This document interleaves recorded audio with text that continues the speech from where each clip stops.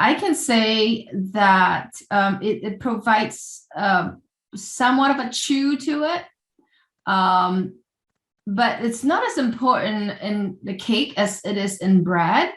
So that's why I feel that Hanna's ideas on replacing the protein, correct me if I'm wrong, Hanna, with fiber, is that correct?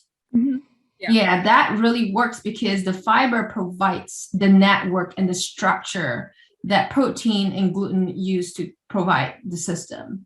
So I would focus on replacing the gluten in gluten-free cakes with a structure supporting network, either through emulsifiers, fibers, pre-gels, and hydrocolloids. The problem with hydrocolloids, and I'm not really a big fan of hydrocolloids, is some of them leave a slimy flavor, slimy mouthfeel in the mouth that pre-gels don't.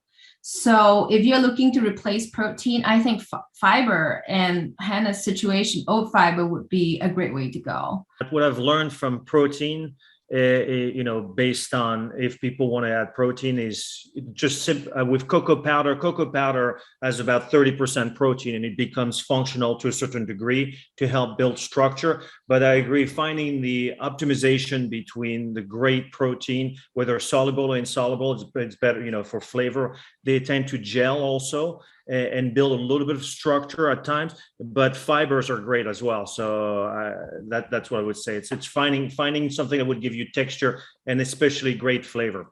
I would add that some of the other alternative proteins, such as pea protein and other plant-based, oftentimes can impart a texture that can be a bit gritty as well, while also imparting some functionality.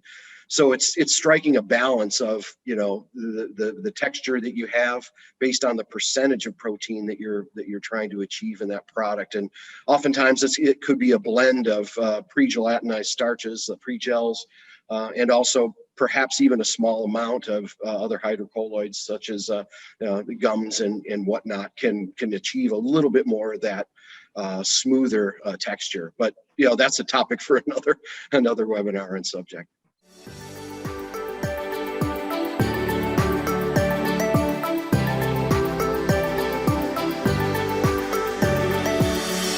Yeah. So oats are naturally gluten-free. So the only way that oats can contain gluten is if some foreign grains get into the stream: our wheat, our rye, our barley, our triticale, and other such grains.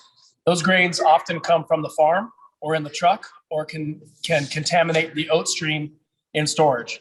Once the grains get into our facility, we do a very good job of separating our specialty grains, our wheats, our ryes, our barleys, and our triticales from our oats.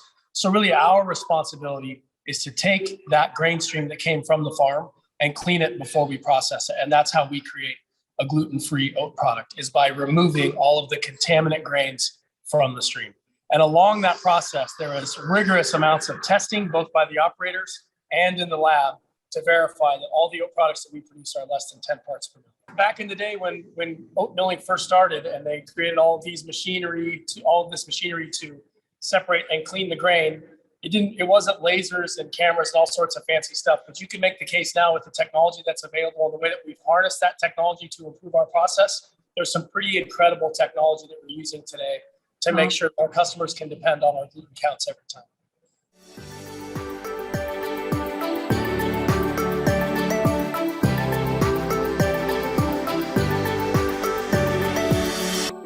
We have a line of products that we call ZoomEssentials.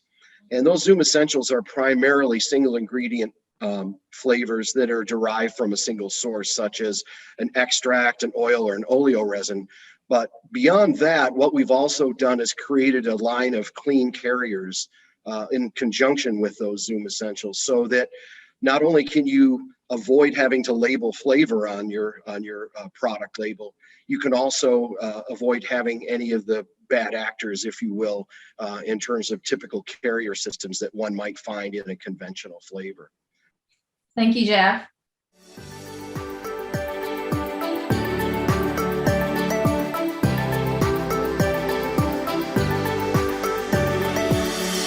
If you use pans for wheat cakes, correct me if I'm wrong, you have to do a changeover. You have to have a dedicated set of pans for gluten-free cakes. Yes, most of the manufacturers who do gluten-free have an area that is completely separated from their main production.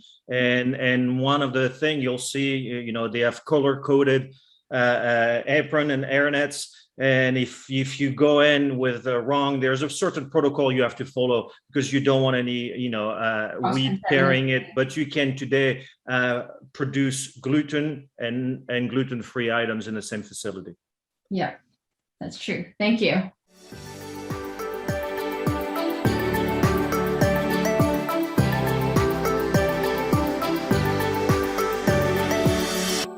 We do. Our facility, as you mentioned early on in the presentation, is predicated on our proprietary process that is built around using roughly 50% less moisture and also energy to produce our product.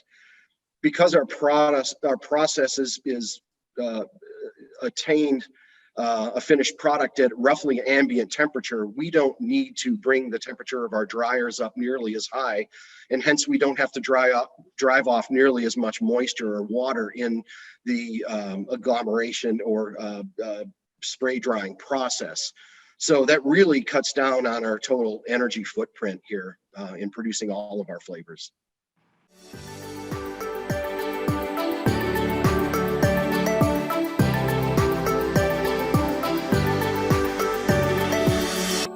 I would say it will be challenging, and not, there's always a solution that can be found. But as you look at oat flour naturally contains protein. A lot of the grains and items contain protein. And if we're trying to make a claim such as protein free, it might be doable, but it'll take a little time and product development and month in order to achieve that. I agree with Richard. Nothing is impossible. You can give it a try, but I have not seen, the only thing that I have seen that's 100% starch is steam cakes, so steam cakes, think about that, right? So along those lines, but it's going to be very, very challenging.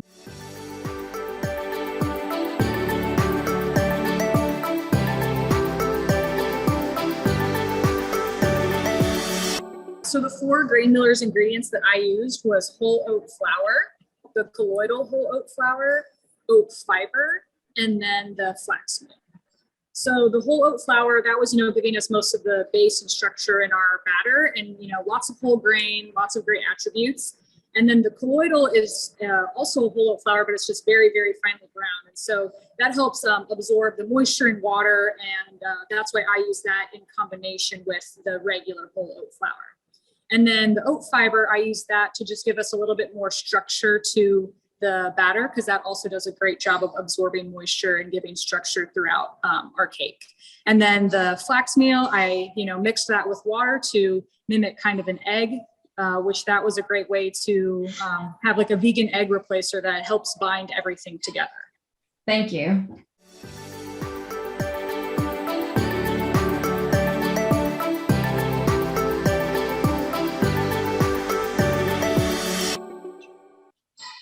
That's a loaded question. Well, I'll take a stab at it. The first thing I'd say, call me and we can discuss.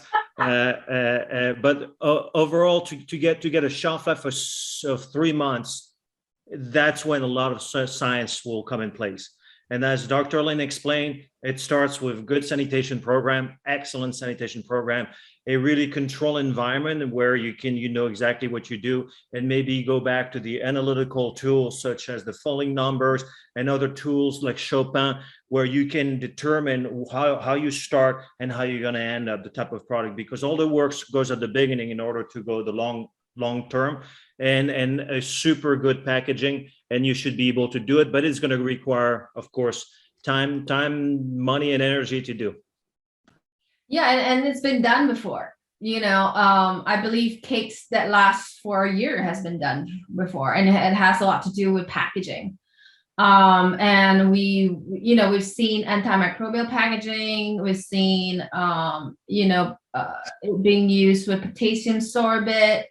But really, if you're targeting to get it down below 0.8 level of water activity, that's a lot of sugars that you have to use, glycerin, all those humectants that can lower down the water activity. So in the end, you might not even have a product that you like. So just a little caution there, right? So with the tips that I share with you today, you might not get a product that you like, and that's why it's crucial to work with people like Richard and understand your system and seeing what you want to achieve.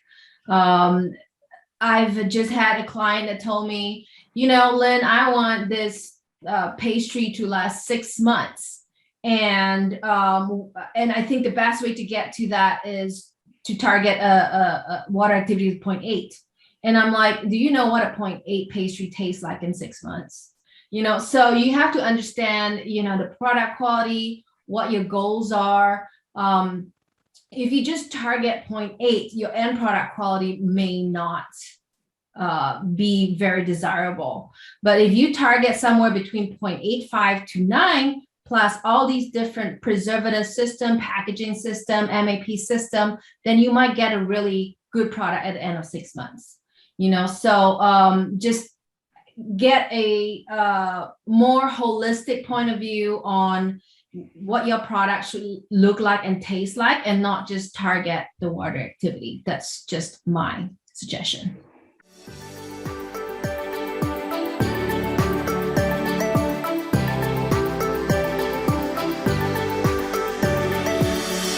Well, our minimum order quantities are some of the lowest in the industry. We have roughly a 25-pound box that is our smallest order of products that we have in stock and on the shelf. For customized orders, that's negotiated by customer need and by product specifically. But that's for a purchased order. Samples, there is no minimum. We typically send out 150 grams for customers to use, and considering our lower use rate and dosage, that's a pretty generous sample to get started as well. Thank you. Richard, is it possible to state again what flavors you use? Yes, of course. I use the natural brown butter concentrate, the Z39712, and I use the natural salted caramel flavor, the 33927. And if you formulate in a gluten-free cake with the ZoomEssence flavors, as I did, I started at a very low point on the butter flavor. I of the total formulation, we're not talking bakers percent, total formulation, I use the butter at 0.1%, and I use the salted caramel at 0.1%. And to be quite honest, you can even reduce it, which is great because it goes a long way with a little bit. So if we can interject too, we have our In the Lab with Granulars YouTube page where you can see Hanna Moore doing all sorts of different recipes. And because this recipe went so well, and with fall coming up, maybe we'll do a pumpkin spice gluten-free recipe on our YouTube channel. But we invite everybody to go check out Granulars YouTube. We have our In the Lab with Hanna, our star here, and you can see all sorts of unique recipes, everything from chocolate to tortillas to breads to oat milk ice cream, many different recipes already on the YouTube channel and many recipes to come, including a gluten-free cake. I think that would be good for us to get that done. Thanks. Thank you for letting us know that. That's awesome.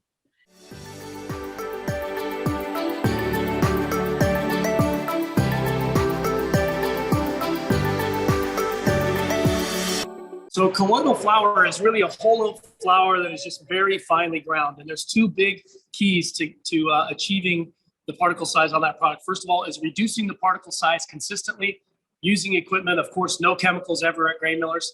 And then the second piece is the particle size control. So using particle separation technology to make sure that the particle size that goes to the customer is the same every time. So that's a process that we developed about 10 years ago. We use it on our oat fiber process. Now we're using it on our specialty flour process, but it's getting the particle size reduced and then having the operators and the milling knowledge to make sure that once it's reduced, it's also controlled and supplied consistently.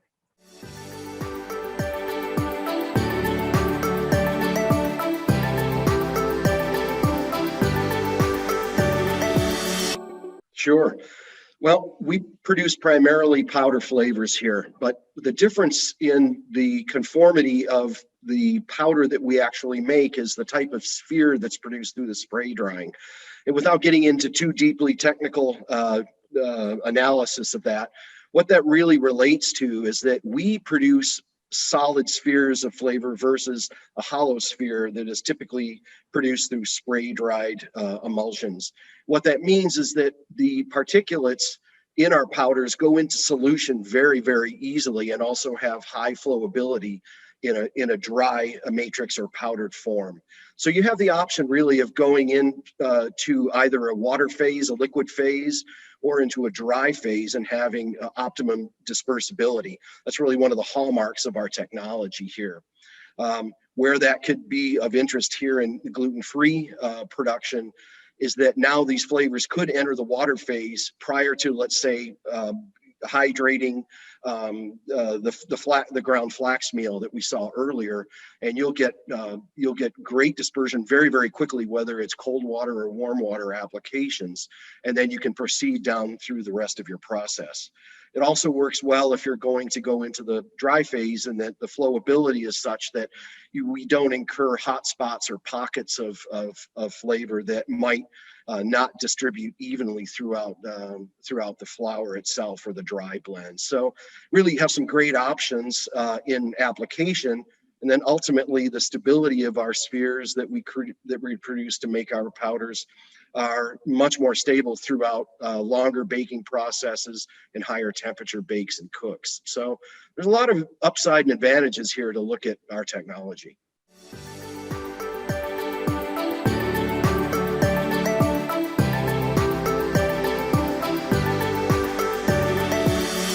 We do. We have a full line of dairy-free flavors, not only for butters, creams, cream cheeses, Parmesan cheese, cheddar cheese.